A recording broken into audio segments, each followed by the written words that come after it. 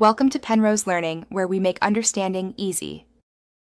You start by opening Google Lens and positioning your phone so the whole multiple-choice question and every option are visible.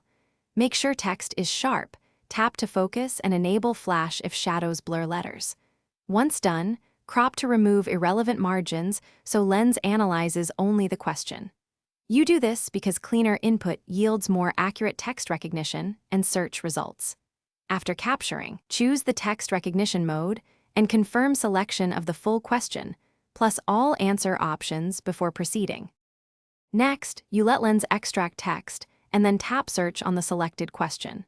You should scan the top web snippets and any highlighted passages that Lens surfaces because they often contain direct answers. If results are ambiguous, copy the question text and search each answer option individually to see which option returns the strongest supporting evidence.